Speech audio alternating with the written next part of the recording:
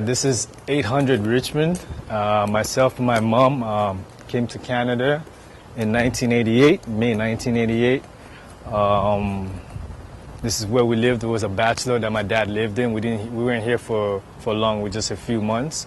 And I remember one of the first memories that I had of this place is just the first day we came here. My dad took me to the corner store just around across the street on Queen Street there to get ice cream. That was pretty cool. That was neat for me. And also, he had a couple of friends. This European couple named Barney and Susan. They had an antique store on Queen Street, just right around the corner. And since I came in May, I had a lot of time on my hand before school started in September. So I got to go in the antique store and just explore, and that's like a wonderland within itself for me. You know, usually I was looking for toys, but I found other neat stuff to kind of play with. And also, they had bicycles, so they had different bicycles in the place, so I got to ride bicycles all around the neighborhood and different type of bicycles. It was really cool. They're a nice couple. But yeah, we weren't here for long. This is pretty cool. It didn't look like this. It's all gated up now, but it was more open, and most of our neighbors were like Portuguese people, you know. So I really enjoyed it here. Yeah. Our next domain was right here, 25 Tyndall Avenue. This was a one-bedroom situation. I slept on the couch. And my parents rented the spot from some folks who owned a donut store right there on King Street. And I remember being so skinny while we lived here, because when we migrated here from Nigeria, I was really ill. Like I was ill before we left Nigeria, so I was really skinny.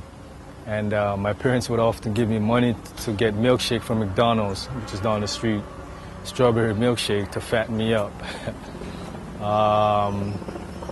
Also, the Indy cars, the Indy race, was held just around the corner on the CNE grounds. So I remember hearing the engines from the race. That was pretty cool as a child. And also, one thing that started here was the beatings I'd get from my dad. And I remember one particular incident. I guess I didn't do my homework, and I had a white T-shirt on. And by the time my dad started beating me, it was all red, you know. But I mean, we weren't here for long, but it was a pleasant place, you know, to live, I guess. Better than the building. My mom hated buildings. That's part of the reason why we left the building, you know. Yeah, this is St. Mary's, the first school I attended when my family, me and my mom migrated here. I remember some of the teachers that were here at the time. It's just a couple, Mr. Zambri, Mrs. Rahowski, which is a real cool lady. She actually suggested to my parents that I join Air Cadets to gain some more discipline, you know. So went to Air Cadets, which is by Moss Park right there, 818 Squadron. Yeah, that was really fun. Got to go to the States when I was in Air Cadets. Got to go skiing in Quebec. Going to the Pentagon was really cool. Checking that out in Washington. That was really cool. That was because of her, you know. And Mrs. Rowski, on a side note, to tell you the truth, when I got incarcerated, I actually wrote her, and she wrote me back. So it was really cool what she typed it back, because she said in her letter that she had arthritis. That's why she wasn't able to write it back to me, but she typed it back to me. So that was really cool, getting that letter from her, because I was really at a low point, and hearing from her was really good. I became friends with a couple of the children in this neighborhood. One in the neighborhood was Bishop Tutu, which is down the street. A couple of the homes, and some of them are still my friends till this day. And for lunchtime, we'd often go to the pizza store, which was a Queen of Bathurst there. I think it's a pizza now, but before it used to just be a mom and pop shop. And there's the arcade in there. Used to play Afterburners and Golden Axe, those type of games. You know, fries and gravy was big. That was our lunch back then. And there used to be a place called Mr. Pung's, which was just down the street from the pizza store. And they had spring rolls. And the spring rolls were some big spring rolls. I remember going get that for lunch. Yeah, but for the most part, just getting familiar with my new surrounding. The transition from Nigeria to Canada was that first year was pretty interesting. On a side note, when I was supposed to start here, start grade 5 here, but they put me a grade back, so I started grade 4, which was kind of suspicious within the system because it make no sense. Like, I mean, I know I'm not, you know what I mean? I'm not a stupid person, so I couldn't understand why they even put me a grade back. So that was something interesting within the system that made me think as I got older why they put me a grade back. You know, it was really weird. So I was like usually the oldest in my class as time went on. But it all started from St. Mary's, and I'll never forget this school. You know, peace to everybody that went to this school.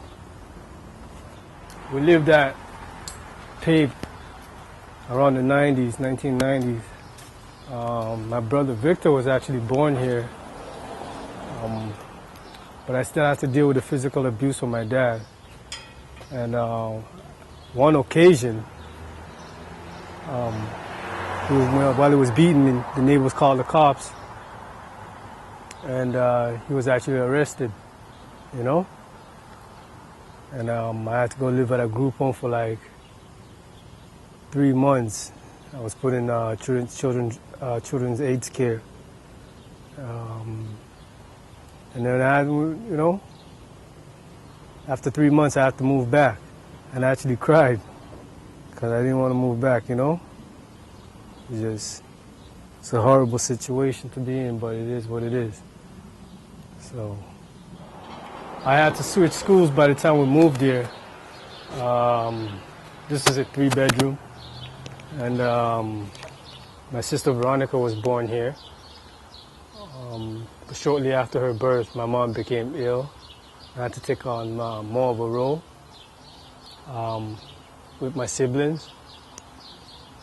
My dad and I rarely spoke, but we managed to coexist. But my mom's condition worsened, and it took a toll on the union. So, but for the most part, living here was way different than where I was when I first moved here, you know?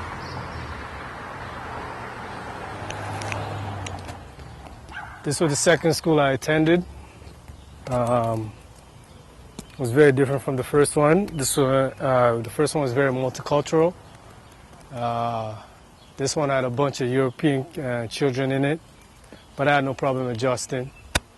Some of the new friends I made would go bike riding through the nature trail.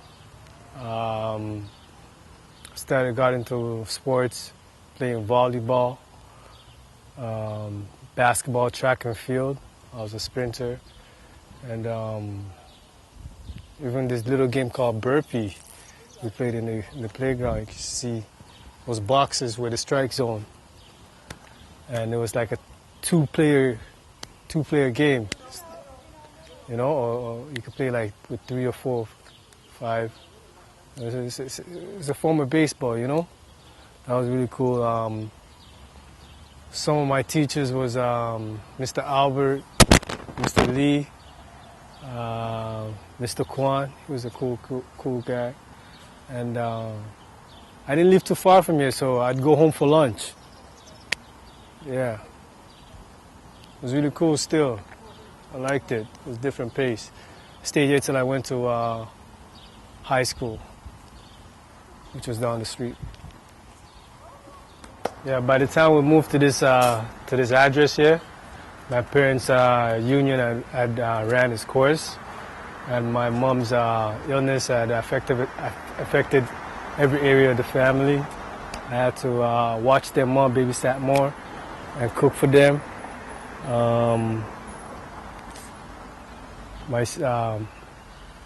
My dad went from sleeping on the couch to just basically leaving the house altogether. But before his exodus, we'd get into a couple of altercations, but I was a little older now. And I was fighting back. And my mom actually had to jump in on one occasion, or because I didn't greet him, that's why we got into the altercation. But I was also transitioning from elementary school to high school, so I had to deal with that.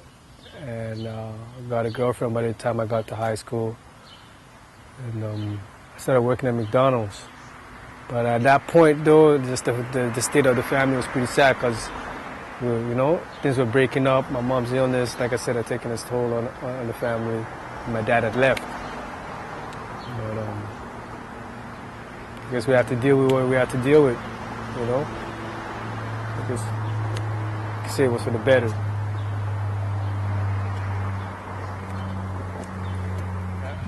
I swear by the time I got to high school near McNeil, which was an all-boys school,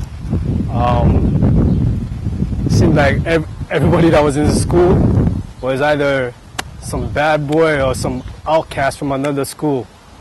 But my first couple of years in high school, was spent getting caught up, you know, got in a few problems.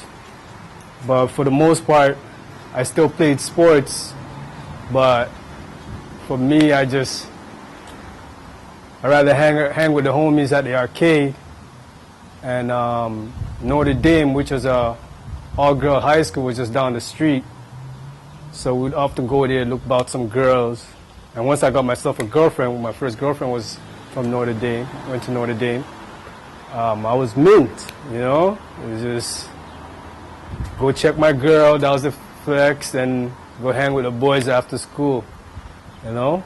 And one of the few hangout spots we'd go to was the stations, whether it be Victoria Park Station, Warden Station, yeah, Kennedy.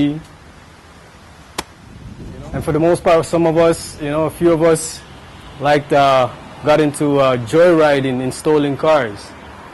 I remember one particular story. I was driving a stolen car during lunchtime, and we were coming back from wherever we went. Usually we would go to other schools, you know, during that time. I was coming back, and car was packed with the boys, and I was driving, that's how I actually learned how to drive in a stolen car. We were coming back, and I was parking up right by the parking lot by the school, and somebody, I guess, thought it was funny and dared me to drive onto the school track, which was right next to the parking lot. And back in those times, you can't really dare people, you can't dare anybody because we're always game for it, you know? So I drove the car over the curb and started to drive on the school track, and I guess the guys in the car didn't think I was going to do it, so they got paranoid and started jumping out. The door's wide open as I'm trying to accelerate. And just so happened, the art class, which is right next to the school track, was in the portable. Everybody's at the window, looking out the window, including the art teacher, Mr. Utet. I remember seeing him with his mouth open, and I was like, got me paranoid, so I jumped out the car while the car was in the drive, was still in drive, and he was just kept on driving. Jumped out, yeah. I got arrested for that shenanigan, you know. Ironically, the same leadership that I lacked at home was the same thing that helped me in my latter years in high school. Ironically, I graduated I graduated being a role model of the school, and I even won a humanitarian award. I didn't even plan, like, if you look at my graduating class, I didn't even take a picture with them because I wasn't really about that. Like, man, I wasn't really involved in school like that to be taking pictures. So even graduation, I didn't plan on going to graduation, and it's because of the award that I went to graduation. I didn't even know I was going to win the award. was the vice principal that insisted that I went to graduation, and I was like, you know what, I don't want to go. And he insisted, he's like, I'll get you a tux.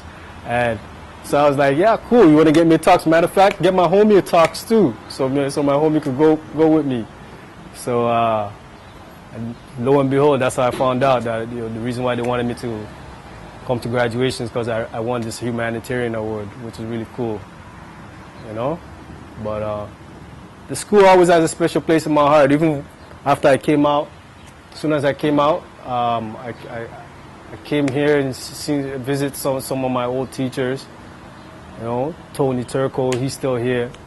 You know, so it's all right, yo. Like I said, Neil was an experience. I enjoyed it still. You know, high school is always an experience. So I suggest you cherish it. If you're in high school, you're about to go to high school, it's an experience like no other. Cherish it.